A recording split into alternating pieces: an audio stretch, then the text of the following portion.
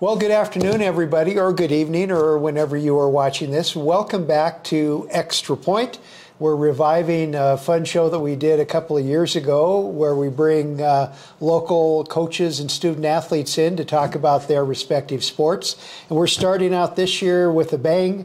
My buddy Katie Lovett, head volleyball coach at Montana Western. Welcome back, Katie. Thank you for having me. Well, you know, in different circumstances since the 2 years have gone by since you first appeared on Extra Point, your volleyball team is off and running and playing very, very well. Yes, they are. I knew that taking over this team, it was going to be a rebuilding process, but, you know, they've definitely taken that this year and ran with it for sure. Well, in teams and stuff, they always talk about the winning teams are the teams that have the best chemistry. You and I have talked about, you go back to 2019 to the women's basketball team that won the national championship in chemistry in capital letters. And from an outsider looking in, I see the same thing. I see that chemistry that really makes the wheels turn in the right way. Yeah, they definitely have great chemistry. That's something that having a lot of juniors and people who have been a part of the program for a long time, like Kaylee Kopp, who you're going to speak to in a minute. She's been here since I started and has been able to be a great leader for us. So it's that kind of seniority and that upperclassmen who have really taken on that team chemistry, and they just kind of have one of those bonds where on and off the court that have really helped us. Well, the newcomers that have come in, they've meshed really, really well, and I know I've talked to some of your upperclassmen and stuff like that, and I'm very impressed with the fact that you have your players figure into the recruits. You know, I mean, stellar athletes come in, but if they don't fit in with the chemistry of the tournament or the team, then they're not going to fit in. Yeah, I think that's a big factor into creating the culture that we have created, is the fact that we want to recruit athletes who fit in really well with our team. And that just goes into being a good person. I think that's the biggest thing that we focus on whenever recruits do come visit, is obviously athletic ability is a big important part, but just being a good person and being able to mesh well with the team and to be positive and to be encouraging has been something that we've really focused on with our recruits. Well, let's get right into the meat of the season. And I forgot what Kaylee told me, we are 16-3. Yes. 16-3 overall, and that's great. There hasn't been that many Bulldog volleyball wins in a long time, and I believe you sit right smack in the middle of conference at 2-2. Yes. Including a win that hasn't happened in a long time, and that's a conference win at Montana Tech in Butte. Yes. Yeah, that was an exciting win for us. I mean, anytime you get to beat a top 10 team is really exciting and kind of helps drive some motivation for the rest of the season as well. And we're excited about kind of going into the second half, knowing that we did have that big win and being able to capitalize on it. And if you include the preseason tournament, obviously it doesn't count for conference record, but there are 3 teams sitting at 5-3, us, Rocky, and Providence. So it's exciting to see just how tough this conference is, and we always say that, and I feel like sometimes we don't get as good of a rep whenever it comes to nationwide rankings and not getting as many teams as we'd like into the national ratings. But it is a really tough conference, and it kind of keeps us motivated throughout the year. Well, that's been a problem not just with volleyball, but with all the sports over the year, because we are a smaller conference. So in order to get a good conference schedule, you have to play everybody twice. Basketball has to play everybody 3 times. So they look at that, but they don't seem to see past the fact of how good the teams are within the conference. And right now, and I don't want to put the jinx on anybody, but it seems like if you tier the conference, you have Western, Tech, and Providence in the top 3 tiers, and then the other 3 teams battling to get up to the 3rd tier.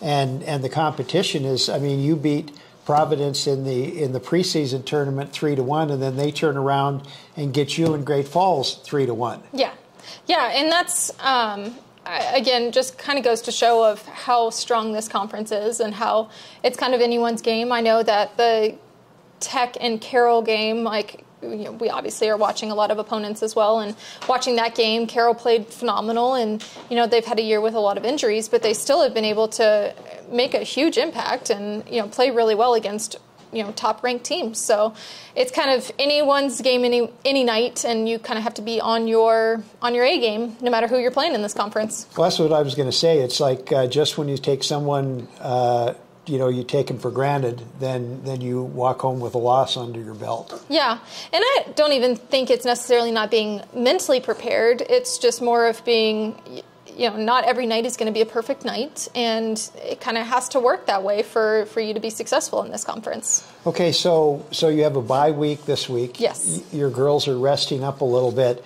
We were talking off camera about injuries and stuff like that.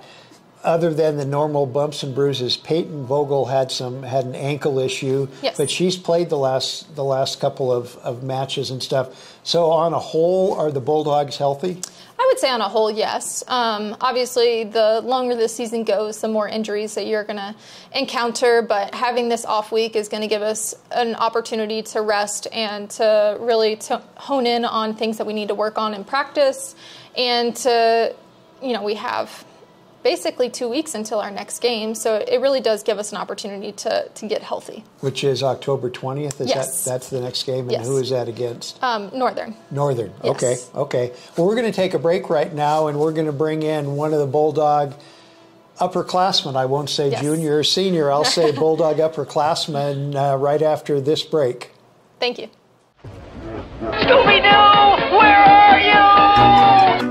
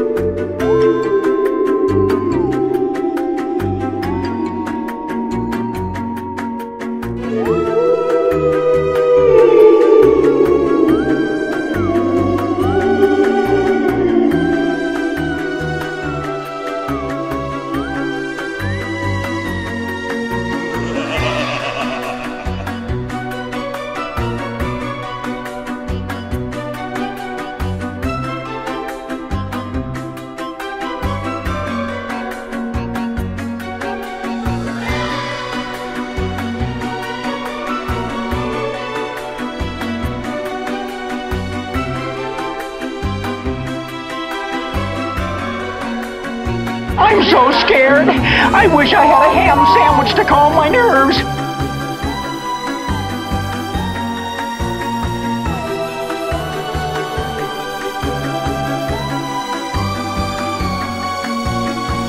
Jeepers! Maybe we can help him solve this mystery.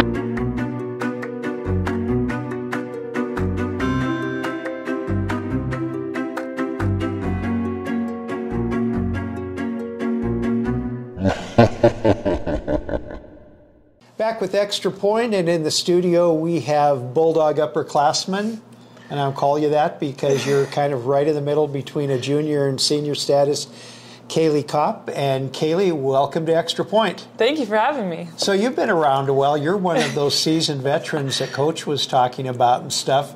How about just your thoughts from the first time you stepped on to the floor at the Stroud Gymnasium to sitting now with a great team around you? Yeah. No, it's been awesome, and it's funny because actually my first game at home I was a libero, so I was what Kelsey was. I've never done that a day in my life, so that was already nerve-wracking on top of playing in our home gym. But no, it's been awesome to see Coach come in, and she has a lot on her plate. Coming in having to change the entire program, having to rebuild.